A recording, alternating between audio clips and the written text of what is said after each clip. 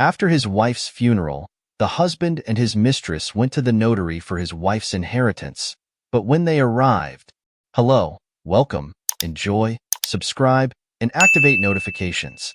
Jack married Rachel 3 years ago. Honestly, he wouldn't have married her if she hadn't become the sole owner of her father's business after his sudden death. Her father, a seemingly young and strong businessman, had unexpectedly passed away due to a stroke. Rachel was Mr. Monroe's only child and sole heir to his fortune.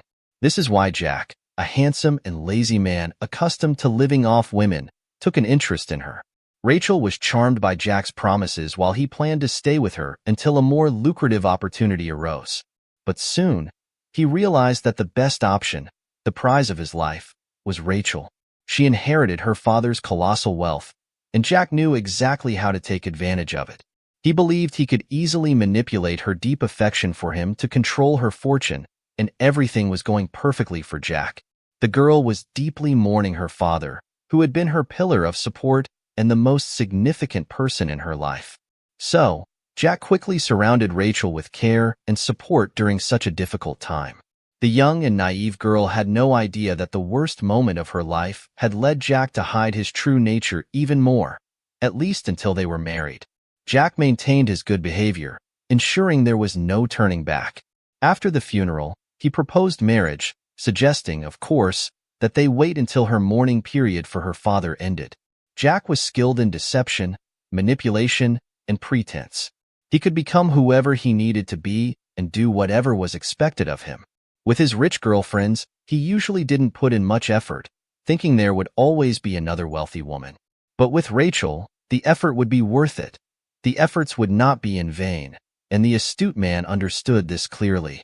However, the first obstacle for him arose unexpectedly from a source he couldn't have foreseen. Rachel's father had a best friend who was also his principal assistant in the company and Rachel's godfather, Mr. Langford. He immediately realized that Rachel was hopelessly in love and wouldn't be dissuaded from marriage. Her mourning for her father made her seek a substitute, but as a smart and astute man, Mr. Langford verbally insisted on a prenuptial agreement and managed to win Rachel over to his side. "Jack, it's for business. Is it that difficult?" Rachel asked, repeating what Mr. Langford had told her. "This is humiliating. Do you think I need your money?" Jack retorted, indignant at this twist. "Darling, it's just a formality. We only need it in case of a divorce. My godfather wants us to sign it. He has always been like a second father to me." Rachel might have been naive in financial matters, considering she never had to worry about money, but she wasn't foolish in other aspects. When she set a goal, she achieved it, no matter what. Jack was cornered and had to agree to all of Mr. Langford's terms. The marriage contract's formulation was standard, but completely restricted Jack's rights. It was evident that the business and all other properties inherited from Rachel's father could not become joint properties of the spouses. Jack assumed he would receive a share of the dividends and acquire new properties and assets. However, the contract drafted by a top-notch lawyer prevented Jack from having that opportunity. Despite this, Jack believed the marriage would still be beneficial for him as he would have access to his wife's finances without control and accumulate capital for the future. He planned to siphon money from the common budget daily and transfer it to his name. But Jack was wrong in this aspect as well. Mr. Langford was a dedicated, decent, and responsible person who not only controlled Rachel's financial flows and business, but also her personal finances. Jack had limited funds for personal expenses, but he remained optimistic about the future and waited to see how the situation would unfold. Soon, he discovered that his patience was rewarded. Rachel had been trying to conceive since the wedding day. She longed for motherhood, but each new cycle brought bitterness and disappointment. Initially, she attributed it to nerves and the stress caused by the frenetic pace of life. She took over the business and learned a lot along the way, which was naturally exhausting. After more than a year of unsuccessful attempts, the woman sought help from specialists, underwent a complete medical examination, and identified the cause of the failures. Rachel's symptoms, which she had attributed to a hectic lifestyle, turned out to be alarming. Her body was warning her of problems, but she ignored them. Finally, the doctors diagnosed her with cancer. She underwent nearly 2 years of treatment and suffering, but with little success. During this time, Jack played the role of husband only nominally. His vested interest was that Rachel simply didn't exist, and he couldn't hide it well enough. Although they never discussed it openly, Rachel was aware of the numerous women her husband had cheated on her with. Jack believed he was skilled in conspiracy and manipulation, thinking he was successfully playing the role of the husband of a dying wife without arousing suspicion. He felt lucky and thought he only needed to endure a little longer to achieve his desired outcome. However, Jack's behavior was condemned and discussed by everyone, from the nurses in the hospitals where Rachel was treated to Mr. Langford. The man was furious and powerless. He couldn't understand why Rachel desperately wanted to preserve her marriage on her deathbed. He was also concerned that Rachel didn't have a will, and as a result, her husband would automatically become her sole heir. That scoundrel will inherit everything, including the fruits of Rachel's and her father's hard work, lamented Mr. Langford. He was certain that Jack, this spendthrift, would squander all the properties within a few years. However, the elderly man was at a loss on how to broach such a delicate subject with his goddaughter, who had emanated health and youth until recently and now had no chance. She was dying, and it would happen very soon. The countdown was in weeks. Jack was already rubbing his greedy hands, his eyes gleaming with anticipation of getting rid of his sick wife and acquiring solid capital. It seemed to him that the matter was settled. Mr. Langford prayed he wouldn't have to initiate the conversation about the will himself, but fortunately, it wasn't necessary. Rachel started the conversation, revealing a secret plan that left him speechless because she had planned everything meticulously with subtlety and ruthlessness. He never expected that revenge would indeed be a dish best served cold, and Rachel executed it perfectly. The plan Rachel devised and carried out didn't require much effort or time, but as she completed her journey on Earth, she achieved her primary dreams. Unfortunately, Rachel's loved ones didn't witness a miracle, and she passed away without recovering. Before her death, she organized the details of her funeral with great care. Calm and resolute, she conveyed her final wishes. The day after the farewell ceremony, the notary summoned the people mentioned by Rachel in her will and asked them to attend the reading. Jack was shocked by this news. He was certain his wife hadn't drafted any official document in case of her death, and that he would become her sole heir, as the law usually provides in such cases. Still hoping for the best, he went to the appointed meeting, taking his new lover, Stacy, a stunning beauty. Entering the notary's office, Jack spotted Mr. Langford and Rachel's friend, Carl Tress. But what caught him off guard was that Carl wasn't alone. He was pushing a stroller with a boy inside. Jack was completely unaware of Carl's marriage or the child's birth. Although Jack wasn't an expert in any field, he certainly wasn't a fool, and it didn't take long for him to realize that there was a hidden agenda and that he had been deceived. Despite this, curiosity got the better of him, and he wanted to know what Rachel had planned, though it was already clear it would be incredibly humiliating for him. For about 15 minutes, everyone remained silent, occupying different corners of the room. No one else arrived. The notary seemed to have deliberately prolonged the introductory part as much as possible, telling them why they had gathered and that it was an honor to read the deceased's last will. The notary announced with a malicious smile, hinting that the will's contents were no secret to him or the others. Finally, Jack heard his name. "To my lawful husband, Jack, I deny the inheritance," read the notary. After uttering this modest and short sentence, the notary looked at Jack and asked if he had understood its essence. The humiliated man had no choice but to nod. At that moment, Stacy took his hand, trying to leave defiantly, but Jack held her in place, ignoring her questioning look. He wanted to leave the scene of his public humiliation as quickly as possible, but the play wasn't over yet, and the invited audience needed to see it through. After a brief pause, the notary continued, "I leave all my personal belongings to my only son, Tommy Tress, until he reaches adulthood. I appoint his father, Carl Tress, and Mr. Langford as guardians and administrators of his estate." A shocking revelation hit Jack like a punch in the stomach. A son of Carl? His patience snapped, and he exploded with a surprised shout. Besides Jack and Stacy, the news was no surprise to anyone present. "The boy is Rachel's biological child?" Jack gasped, raising his voice. "Yes, Tommy is Rachel's biological child with Carl," clarified Mr. Langford. She hasn't been pregnant in the last 2 years. That's impossible. Jack desperately clung to anything, despite realizing that, nowadays, it wasn't necessary to be pregnant to have a child. The godfather smiled, clearly enjoying Jack's shock and disappointment. Today's medical advances are impressive, he commented. While observing this scene, Carl recalled the horror he felt 2 years ago when he discovered that his best friend was gravely ill with little chance of recovery. It was shocking to him how calmly she spoke about her limited time and what she needed to do.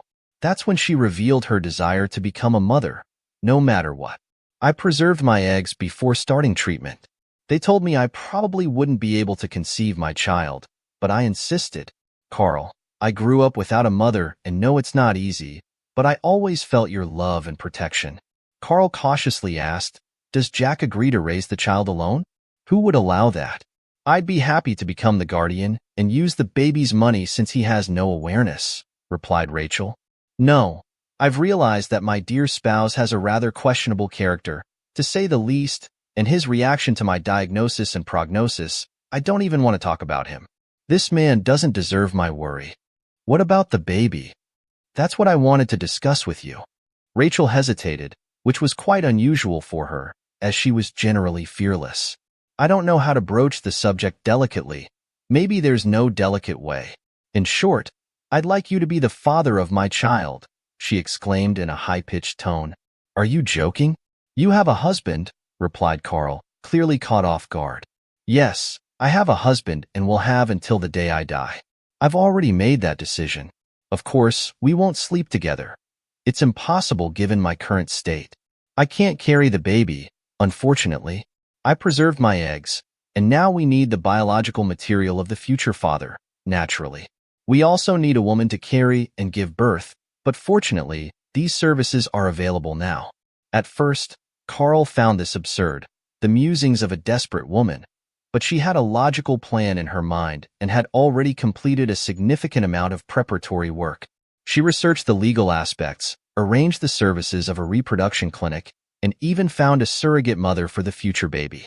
Carl, I could use a donor's services for the baby's father. I want to leave a part of myself, but when you think about it, who will the baby be with? I've thought a lot, but you're the only one I can trust. Knowing you for so many years, I believe you'll be a great father. I understand you want to form your own family, marry, and have children. It's logical. But please think about it. Don't answer now. For me, after what happened with Jack, the father of my child must be someone who doesn't prioritize money, someone who won't exploit my assets. I'm no longer as naive as before marriage.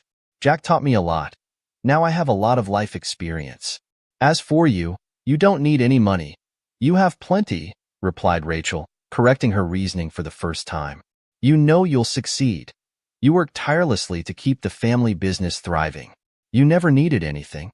Now I know for sure that a man who grew up poor will never stop thinking about having enough to eat, and if his decency also falls short, there will be a significant problem. I experienced this firsthand, added the woman sadly. To be honest, I'm completely confused. I had a totally different idea of becoming a father. I need to consult my parents, understand that I can't make such a decision alone. I'll need the help of close family members when I become a father, so I have to inform them and seek their opinion. Rachel had no objections, only asking Carl to promise to keep the information confidential. The conversation with Carl's parents was very difficult. His father accepted everything neutrally, listened to all the explanations, and assured he would support his son's decision and help as much as possible with the grandchild. His mother, however, wasn't as open-minded. Like all mothers, she wanted him to marry a good woman and have children together.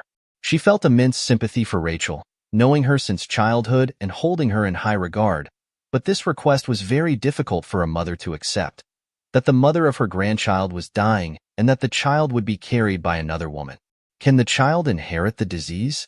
The woman feared this question, finding it terrible, awkward, and out of place. However, how could she ensure her grandchild's safety? Rachel doesn't have a hereditary form of the disease, Carl replied, which reassured the anxious woman to some extent, though not completely. However, after careful consideration, she expressed her support for her son's decision. Carl also struggled with indecision. Rachel's proposal took him by surprise, but after a period of contemplation, he concluded there was no reason to refuse. When he conveyed his approval to Rachel, she was overjoyed, and they began to implement their plan step by step. While Carl reflected on the story that would change his life, Mr. Langford recalled the conversation with Rachel a little over 2 months ago. Starting from afar, she said she honored Mr. Langford as a second father and hoped he wouldn't refuse. Then, she revealed that she wanted him to become her child's guardian. Initially, Mr. Langford thought his goddaughter was delirious, but as Rachel shared the full story, the godfather was in shock. Not only had Rachel and Carl made such a bold decision, but they had also hidden it for so long. "How old is the baby now?" Mr. Langford asked. "Tommy is 8 months old," Rachel smiled. "You two really know how to surprise," Mr. Langford exclaimed, still processing the shock. "I don't want Jack to discover the child before I die. He'll only find out when my will is announced. I've already drafted it, and it's with the notary. However, there's one aspect that still needs to be resolved. Tommy will only have one father. I've reevaluated many aspects of my life and don't want to leave anything to chance. Kurt's parents then, if anything happens to him, Tommy will go to them, but I want you to have rights too, just in case." Being good at understanding people, the elderly man realized it could be very dangerous to act this way with Jack, although Rachel's husband fully deserved this treatment. "Rachel, are you sure you want to treat your husband this way? He's a repugnant man. Getting involved with your means, why do you need such revenge from beyond the grave?" He expressed his thoughts, then immediately apologized. "Sorry, dear, for being so rude. I've thought about this for 2 years. I witnessed Tommy's birth, saw how Carl loves him and how his parents adore him. I don't need anything else. I've accepted the situation. Currently, I'm much more bothered by those who talk about miraculous recovery and cure. As for Jack, I loved him so deeply, believed in him wholeheartedly, but he turned out to be the most ungrateful of beasts. He comes to the hospital as if it's a hard job. Did you know his girlfriends bring him here?" The elderly man nodded silently, the bitterness evident on his face. "And I should forget this? No. He values money above all else, so that's how I'll punish him. It will be a surprise for him, you'll see. I kept everything a secret from you. It was immensely difficult. I wanted to introduce my son to you immediately, but I was extremely cautious so that no one discovered it accidentally and told Jack. This might be my farewell to him. I even wrote a letter that the notary will deliver." Mr. Langford made several attempts to dissuade his goddaughter. It seemed to him an ill-advised decision, but the woman stood her ground, and he had to relent. After all, it's her final wish, deserving respect. Amid the sudden silence in the notary's office, everyone was immersed in their thoughts. Of course, you don't need to be a seer to guess that Jack cursed Rachel in every possible way. People like him have no idea they might be at fault, and that others' behavior could be a perfectly logical response. However, such introspection is too complex for these people. Why bother looking for problems within oneself? Strangely, it was Stacy who broke the silence. She tried to grab her lover by the elbow to lead him out. However, Jack had no intention of leaving as he hadn't finished speaking. "Are you sure I don't have any right to anything, not even a mandatory share, or whatever it's called? I'm the husband, after all," shouted the man. Even Stacy winced at such behavior, let alone the others present. Only the notary, accustomed to such conduct, remained impassive. "According to the will, you're not included in the circle of people entitled to a mandatory share of the inheritance. Moreover, I carefully studied your marriage contract. Its text is attached here." The notary patted the thick folder in front of him. "You have no chance, even by appealing to the courts, although you naturally retain the right to such an appeal." "I'll contest this. It's not clear who this illegitimate child is," Jack started to ramble, not realizing what he was saying. Carl struggled to hold back from punching the arrogant man. Even the usually calm Mr. Langford turned red with anger. Only the notary remained as calm as a python. For him, this was a typical workday, and nothing was surprising. He responded calmly, "Attached here are not only the child's birth certificate, but also the medical documents providing clear answers about his birth. Moreover, as per the deceased request, DNA test results confirm that your wife is Tommy Tress's biological mother. I must inform you that all the documents were gathered thoroughly and meticulously. Can I see? Jack wanted to see the evidence. No, you can only review the part that concerns you. All other documents, especially those regarding the child, can only be disclosed with the parent's consent, of course. I do not permit, Carl immediately intervened. Then it's only possible in a court process if the court deems it necessary to require those documents. That was the last straw for Jack. He stormed out of the office, slamming the door behind him, promising not to let this matter rest. His lover, however, was more polite. She said goodbye and left quietly, closing the door behind her. Does it matter that he didn't sign that the will was read to him? Mr. Langford asked the notary. There are many like him. It's no more than a formality, the notary reassured him. It would be funny if it weren't so sad. I still don't understand how Rachel got involved with him, Mr. Langford said aloud, but his question remained rhetorical. The men quickly signed the necessary documents and shook hands. Mr. Langford helped Carl put little Tommy in the stroller. Do you want to join us? I want to take a walk and get some fresh air. It's good for the baby, Carl asked. Certainly, I'll accompany you for a while, Mr. Langford agreed. They walked in silence, listening to the stroller's wheels noise. Do you think Rachel would be satisfied with how I'm handling things? Carl finally asked, expressing what had been bothering him. I'm sure she would be.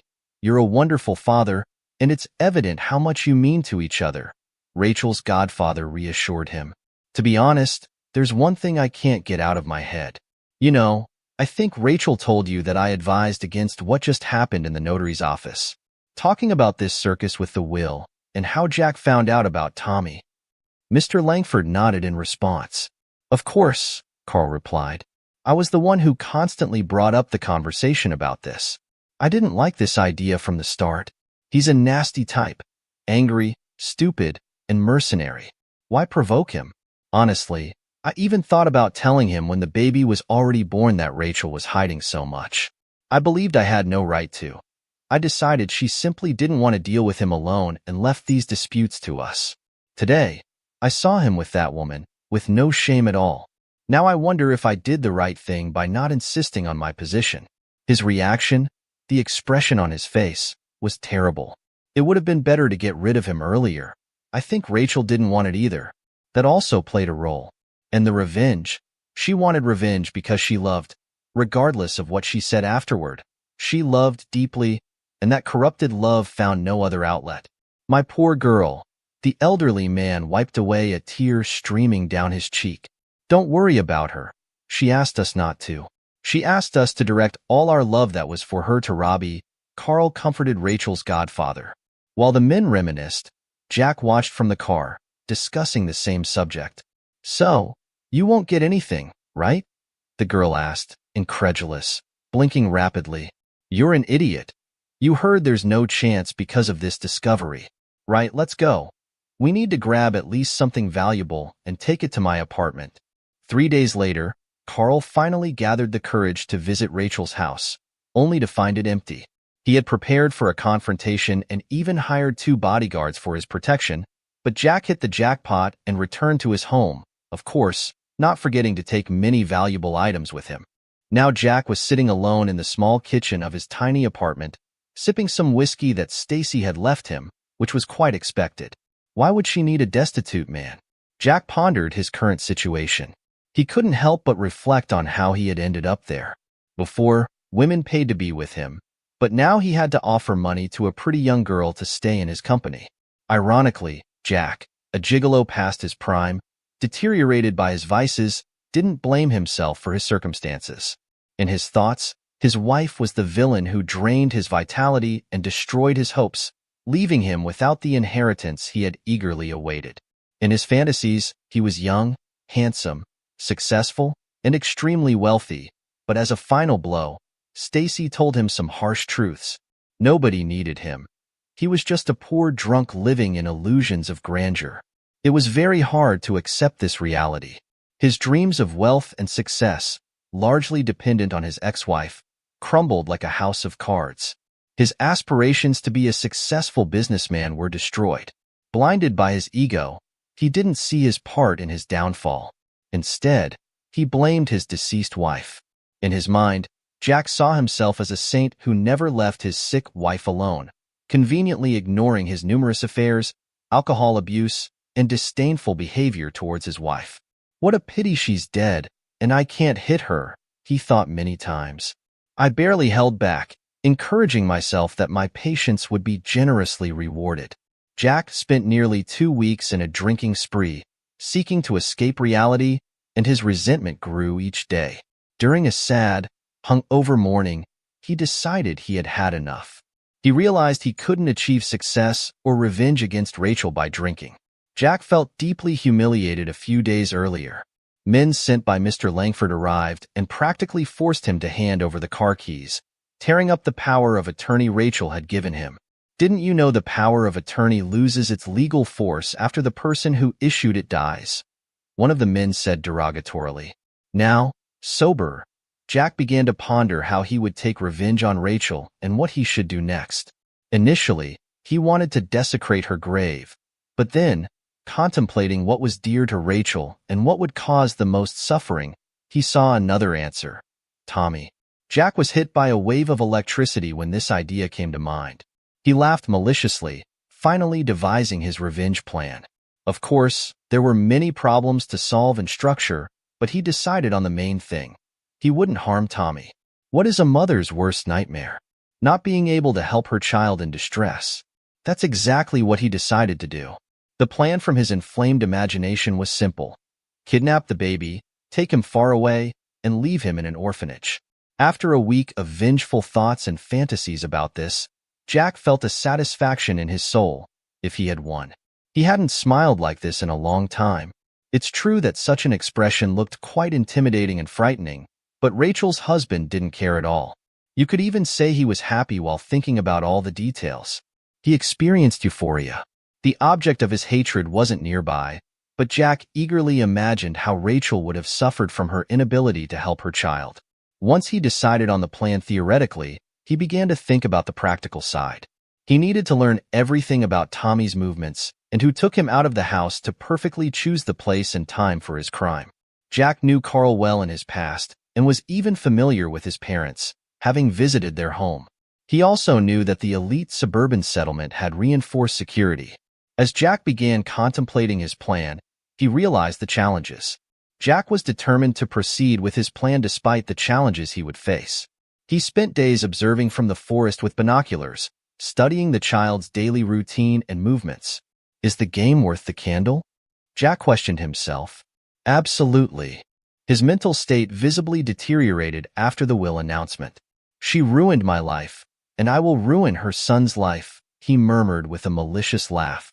If an indifferent person were near Jack at that moment, they would have noticed the drastic changes in his behavior and perhaps encouraged him to seek help. Unfortunately, the story does not entertain hypotheses. Jack was relentless in achieving his goals. Once he had a plan, no matter how foolish it seemed, he saw it through to the end. He spent days preparing the necessary conditions, exploring the entire territory to find the perfect viewpoint to observe Carl's house while remaining hidden. For more than a week, Jack would rise at dawn and rush to the settlement, staying there until late at night, keeping constant surveillance with binoculars and meticulously recording every activity in the house. He diligently kept a notebook to ensure he didn't miss anything. Through his observations, Jack learned that the child was cared for by Carl's mother and a nanny. However, Carl and his mother were unsuitable for Jack's plans. Both knew him well and could identify him immediately. Jack had no intention of being caught or punished for the crime he was planning. Jack meticulously planned his attack, anticipating that the police would come to him with questions, but he hoped to deflect them. In his plan, the nanny was chosen as the target of the attack. She had a fixed schedule and always walked with Tommy in the same places and routes. Luck favored Jack on a Wednesday during the nanny's daytime walk with the baby, who slept peacefully. She left the secure area of the settlement, following a small path in the forest to a clearing where another nanny from a nearby settlement met her. They chatted, and Jack even heard their laughter. To avoid drawing attention, Jack decided to stop observing the settlement daily and only visit on Wednesdays, trying to coincide with the nanny's daytime walk. Everything was precise as clockwork. Every Wednesday, the nanny left the safety of the settlement and walked along the forest path. For 4 consecutive Wednesdays, he observed the system to ensure it didn't fail. On the 4th Wednesday, he knew he would return the following week at the same time to take the child. To execute his plan, he bought a powerful taser at a local market, paying in cash to avoid being traced. He meticulously planned every detail to avoid being captured. Similarly, he bought an old car, stole plates, and attached them to the vehicle. He strategically determined where to park the car so that it was close enough to escape, but not so close as to draw attention. He also considered his appearance, taking measures to disguise his figure and face to avoid recognition. Thoughts of kidnapping consumed him. He went to sleep and woke up with these thoughts, even dreaming about the act in precise detail. As the designated day approached, he lost nearly 7 kilograms and became a shadow of his former self. One look at him was enough to see that he was a man to be feared. Traces of neurosis and obsession began to etch themselves onto his face. On Wednesday, he parked at the pre-selected spot and waited. When he saw the nanny pushing the stroller along the path, he trembled. The extensive planning disconnected him from the reality of his imminent actions. He was about to confront a stranger, attack her with a taser, take the child from the stroller, and flee to his car. Jack had imagined the situation differently, more like a scene from a video game. Here, however, everything was real. The woman, the baby, and the stroller. The baby examined the surroundings with curiosity. By nature, Jack wasn't violent, and crossing this line was difficult for him, but his deep hatred for Rachel drove him to carry out his plan. He approached the nanny of the boy, pushed her away from the stroller, and knocked her down. Then he used a taser on her, and she passed out from the shock. All that remained was to take the child from the stroller and run to the car. However, things went wrong at this point. As he bent down to unfasten the belts, he suddenly felt a blow to the head and fell to the ground. The next thing he knew, an elderly man was standing over him, scolding Jack and tying his hands. Jack lost consciousness again. The mysterious man turned out to be a well-known forest ranger in the nearby elite communities. His ranger house was practically in the middle of 2 neighboring settlements, often hidden by dense vegetation and unnoticed by Jack. That day, Mr. Turner was returning from the local store when he noticed suspicious activity. Later, he explained to the police officer, "I saw someone on guard, dressed entirely in black despite the morning heat. I decided to watch for a bit and investigate." Due to his many years as a forest ranger, Mr. Turner was skilled at moving silently through the forest to avoid alarming wildlife. He hid behind a tree and kept a close eye. Suddenly, I saw a man attack a woman, knocking her down. Initially, I thought he intended to rob her, but he was trying to reach the child. I ran and hit him with a stick I had picked up, just in case, explained Mr. Turner. "Well done, Mr. Turner. You've become a local hero. Look, the press is already gathering. They want to interview you. Sign this police report and enjoy your newfound fame," said one of the officers. "I'm not going to them. I don't care about that sort of thing," Mr. Turner replied calmly, returning to his house via an indirect path so no one would follow him. Mr. Turner didn't feel he had done anything extraordinary. He believed anyone would have acted similarly in his position. How could he not help when those who couldn't defend themselves were in danger? A few hours later, Carl arrived at Mr. Turner's house. "Hello, I'm the father of the boy you rescued today. He's a good kid. He calmed down as soon as I picked him up. Such a brave and smart boy. Thank you very much. It's a blessing you were there in time. We're very grateful you didn't just pass by," said Carl, on the verge of tears, overwhelmed by emotions. The day had been incredibly intense, leaving him emotionally shaken. "Tell me, how can I thank you?" "What are you talking about? There's no need to thank me." Mr. Turner was genuinely surprised to be thanked for his actions. However, Carl persisted. "Well, if you insist, a new hunting outfit and maybe some food for my dog would be appreciated." "Of course, no problem," Mr. Turner replied. "By the way, if you don't mind me asking, was all this done for money?" the curious forest ranger asked. "Oh, unfortunately, it's much more complicated than that," Carl replied. "Well, feel free to share if it's not too much trouble. I live somewhat isolated here, In an information vacuum, so to speak, Mr. Turner encouraged. Carl began recounting the disconnected events of the past few years, including Rachel's illness, the unconventional paternity decision, her subsequent death, and the revenge against her husband. The investigator informed me that Jack was deeply hurt as everyone assumed his actions were solely motivated by greed. He was consumed by revenge, Carl explained. Carl felt relieved when Mr. Turner asked about this complex story. He was eager to share it with someone, seeking an impartial perspective from a stranger. He wondered if they had driven Jack to a state of madness and vengeance, and, if it were just about himself, Carl wouldn't suffer so much reflexively, but everything he and Rachel did came back to the boy. Carl added after finishing his story. Carl turned to Mr. Turner, an impartial observer, and asked, "Do you think we pushed him to this point? Are we responsible for his desire for revenge?" "Oh boy, are you serious? You're an adult and talking this nonsense? That Jack of yours always found a reason. He didn't even need one. He married for money, blatantly cheated, mistreated his sick wife, and convinced himself it was all her fault. Her fault for retaliating once, for losing patience, for not enduring. Oh, she hit the most painful thing for him, the wallet. On the contrary, well done. The woman thought of a plan and executed it." Mr. Turner replied with a harsh truth from a stranger's perspective, which really lifted Carl's spirits. Carl reflected deeply on every word Mr. Turner had said. "Now I also owe you for your good advice," Carl smiled in response. The forest ranger just waved his hand at him, and they said goodbye as friends. Mr. Turner promised to check on the boy. "I heard somewhere that they have this belief or wisdom, God knows what to call it, that if you save someone's life, you're responsible for that person forever. So, don't worry about your Tommy. I'll look after him here too," said the forest ranger as a farewell. True to his word, he regularly visited Carl's house and was always a welcome guest. In him, the boy found another loving family member. Meanwhile, the court sentenced Jack to several years in prison. During this long period, everyone in the house managed to calm down and return to their usual peaceful life. The family could finally breathe a sigh of relief. Mr. Langford visited regularly and took care of the boy, diligently fulfilling the duties assigned to him by his goddaughter. Carl met a single mother whose daughter attended the same kindergarten group as Tommy. The children got along well, and Carl's parents hoped this time their son's personal life would flourish and that Tommy would have a loving stepmother and a sister, maybe even more than one sister.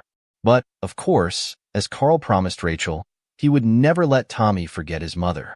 He always talked about her, showed the boy pictures and videos, constantly reminding him that his mother loved him very much and that she was always with him, protecting and caring for him, even if he couldn't see her. I sincerely hope you enjoyed the story. I'm sure the next video appearing on your screen will also move you. Don't forget to subscribe to the channel, give it a like, and activate the notification bell so you don't miss our upcoming videos. A big kiss and see you in the next story.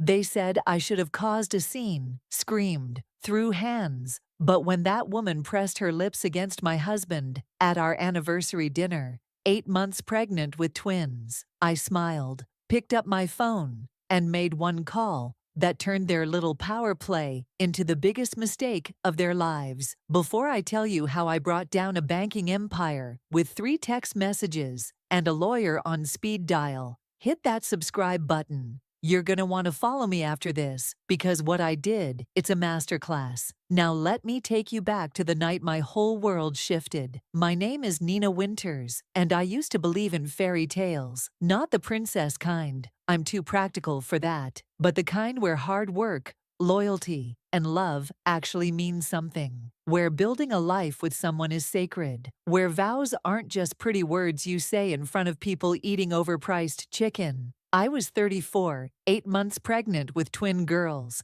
and sitting across from my husband Christopher at Bellacour, this ridiculously expensive French restaurant, where our story began 7 years ago. He proposed to me there, same table, actually. I remember thinking it was romantic that he'd booked the same spot for our anniversary. Looking back, the man just lacked imagination. I should have known something was wrong. For months, Christopher had been different, distant, always on his phone. Coming home, late smelling like perfume that definitely wasn't mine. My best friend Rochelle kept telling me to pay attention, but I kept making excuses. He's stressed about work. He's nervous about becoming a father. He's adjusting to the idea of twins.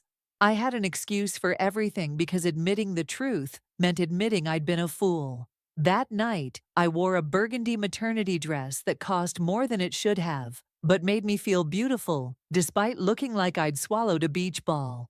Christopher barely looked at me. He was checking his watch, glancing at the door, his leg bouncing under the table, like he was expecting someone. And he was. She walked in like she owned the place. Whitney Prescott. Tall, thin, blonde, everything I'm not, which I'm sure was part of the appeal. She worked at Christopher's investment firm, or so I'd been told the one time he mentioned her. Just a colleague, he'd said. Nobody important. Funny how the nobody important people always turn out to be the most important ones in the story. Whitney walked straight to our table, didn't hesitate, didn't ask permission.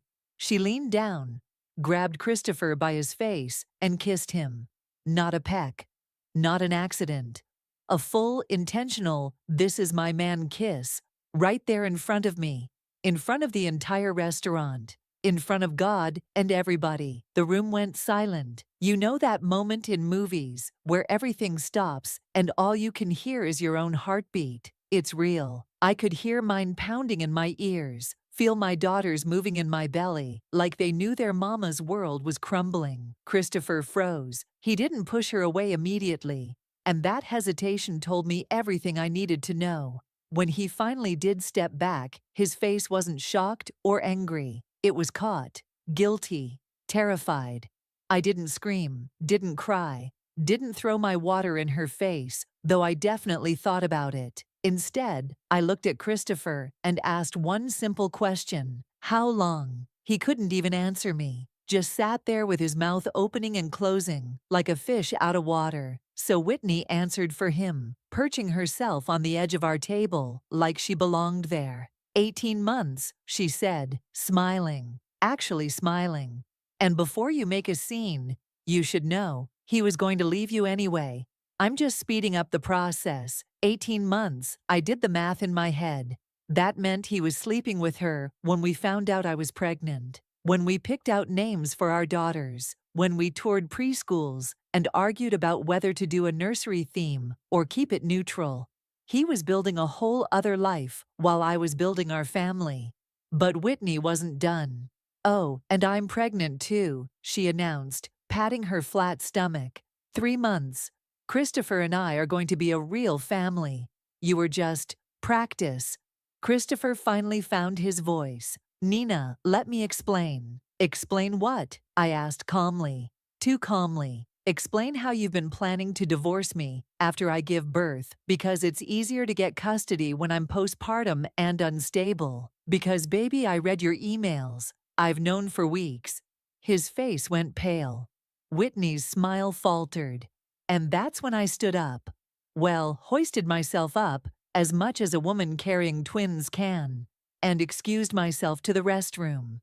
In that bathroom, with its fancy marble counters and soft lighting, I made 3 phone calls. First, to Glenn Morrison, my lawyer, the one I'd kept on retainer, not because I expected this, but because my grandmother taught me to always have my own legal protection. Glenn, I said, it's time. Execute everything we discussed. Second call was to Patricia Yang, my accountant. Patricia, freeze the accounts, all of them, and start the audit. Third call was to Rochelle. Bring the boxes. Bring everything. It's happening tonight. Then I washed my hands, reapplied my lipstick, and walked back to that table with my head high. Christopher and Whitney were arguing in whispers, probably trying to figure out what I meant about reading his emails. I sat down, picked up my menu, and said, since we're here, I'm ordering dessert.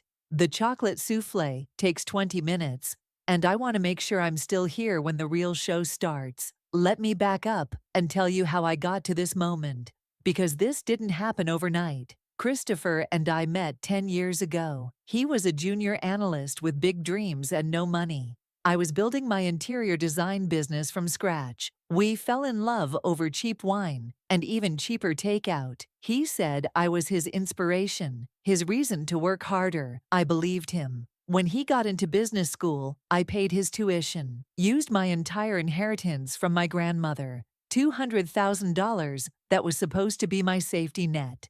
It's an investment in our future, he said. Our future, not his future, ours. When he started his first investment fund, I gave him another $50,000 to get it off the ground, introduced him to my clients, opened doors he couldn't open himself. Everything Christopher built, we built together, or so I thought. 3 years ago, when we bought our dream house, I designed every inch of it, spent months creating the perfect space, but Christopher insisted we put everything in his name.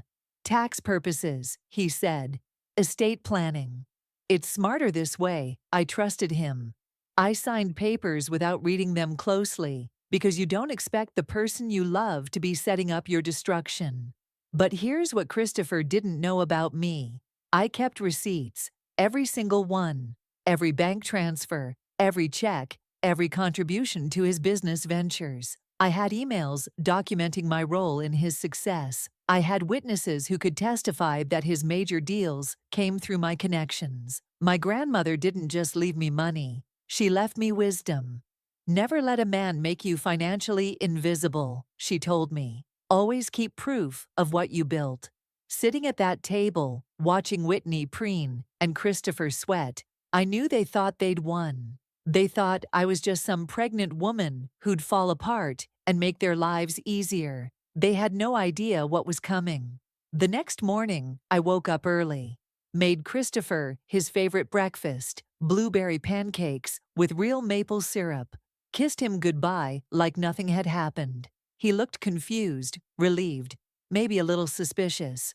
"Are we okay?" he asked. I smiled. "We're perfect, baby. Have a good day at work." The second his car pulled out of the driveway, my team arrived. Glenn brought his associates. Patricia brought forensic accountants. Rochelle brought moving boxes. We had 8 hours before Christopher came home, and we were going to use every single minute. Turns out that prenup Christopher was so confident about never properly notarized. The witness signatures were forged, probably by Whitney, based on the handwriting analysis. That meant the prenup was invalid.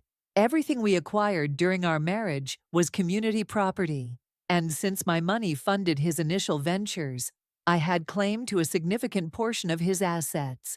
The house, my intellectual property. I designed it, and I had documentation proving my design work was the primary value. The court agreed to let me stay while the divorce proceedings happened. Christopher would have to leave. His investment firm, about to be investigated for fraud. Not because of anything I made up, but because I'd noticed irregularities months ago and reported them to the Securities and Exchange Commission. I'd been watching Christopher's business dealings carefully, and something wasn't adding up. Turns out he'd been cooking the books, inflating returns, taking money from new investors to pay old ones. Classic scheme, sloppy execution. When Christopher came home that evening, he found his belongings in boxes on the front lawn. I'd changed the locks, legally, with court approval. Glenn was there to serve him with divorce papers, a restraining order, and a notice of the SEC investigation. His face went from confused to angry to absolutely terrified in about 30 seconds. "You can't do this," he said. "This is my house, my company, my life." "No, baby," I replied from the doorway, one hand on my belly. "This is my house, built with my design, on land purchased with my money. That company started with my capital, and that life you were planning with Whitney, built on fraud, lies, and really poor planning." Whitney showed up an hour later, screeching about how this wasn't fair, how Christopher loved her, how they were going to be together. That's when I dropped the real bomb. "Whitney, honey, you're not pregnant. You lied about that to pressure Christopher into leaving me faster. But here's the thing. I hired a private investigator.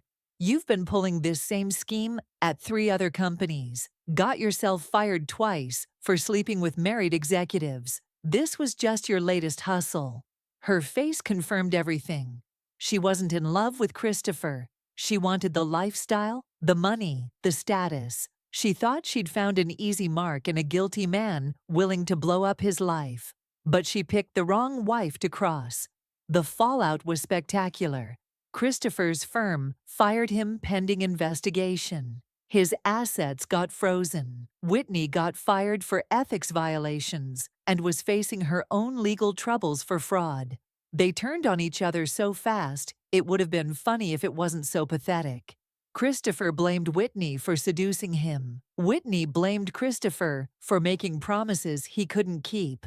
Neither of them took responsibility for the fact that they were both terrible people who deserved each other. 3 weeks later, I went into labor. Rochelle drove me to the hospital at 2 in the morning, while Christopher was who knows where, doing who knows what. I didn't care anymore. He wasn't part of this story anymore. My daughters, Gabrielle and Isabella, came into this world healthy and perfect, with 10 fingers, 10 toes, and a mother who would move heaven and earth to protect them. Christopher has supervised visitation rights, 2 hours every other Saturday in a facility with witnesses. He has to pay child support based on his previous income, which means he's struggling to make ends meet while working retail and fighting legal battles he can't afford. Whitney moved back to her hometown with no job, no prospects, and a reputation that followed her online. Last I heard, she's working at a call center, and Christopher isn't returning her messages. As for me, I'm thriving. That night at the restaurant, when Whitney kissed Christopher, someone recorded it. The video went viral, not because people were laughing at me, but because of what happened after. Someone caught me on their phone, making those calls in the bathroom, looking calm and determined. The internet dubbed me the strategic queen. And suddenly, my design firm was getting calls from everyone. Women who wanted someone who understood the importance of having your own space, your own security, your own power. I just landed a contract to design an entire luxury apartment complex. The developer is a woman who went through her own divorce and wanted to work with someone who got it. My business is booming. My daughters are healthy and happy. I'm writing a book about financial literacy for women, about protecting yourself legally, about the importance of keeping your own records and never making yourself invisible in your own life. 6 months after that night, I ran into Christopher at a coffee shop. He looked tired, worn down, like the weight of his choices finally caught up with him. He asked if we could talk. I said no. He asked if I hated him. I told him the truth. I don't hate you, Christopher.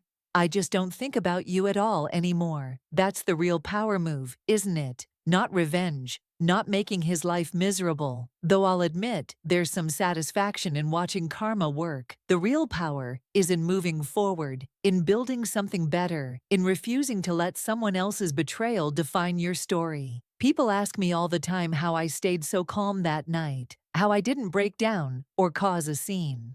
The truth is, I did break down. Later, in private, with Rochelle holding my hand while I cried for the future I thought I'd have. But in that moment, at that table, I knew that falling apart would give them what they wanted. They wanted me to be emotional, unstable, easy to dismiss, so I refused. I stayed calm, stayed smart, and let my preparation do the talking. That's what I want you to understand. This story isn't about how to get revenge on a cheating partner. It's about how to protect yourself before you ever need protection. It's about keeping your own bank accounts, your own credit, your own paper trail. It's about reading every document before you sign it. It's about trusting your instincts when something feels off instead of making excuses. Most importantly, it's about knowing your worth. Whitney thought she won by stealing a man who wasn't worth keeping. Christopher thought he was smart enough to erase my contributions and start fresh. They both learned the hard way that underestimating a woman who's been paying attention is the biggest mistake you can make. My daughters will grow up knowing their mother didn't fall apart when life got hard. They'll know she stood up, fought back, and built something better from the ashes. They'll know that being smart is better than being loud, that patience is more powerful than revenge, and that sometimes the best thing you can do is smile, make a phone call, and let the consequences do the rest. If this story taught you anything, it's this: protect yourself, keep your receipts, and never let anyone make you feel crazy for paying attention. Now, I need you to do 3 things. First, subscribe so you never miss how I handle the custody trial next. Second, like this video if you believe in strategic revenge over petty revenge. And third, comment below what you would have done in my situation. Trust me, there's more to this story, and Whitney's about to find out you don't mess with a woman who's been planning her exit strategy since the first red flag. See you in the next one.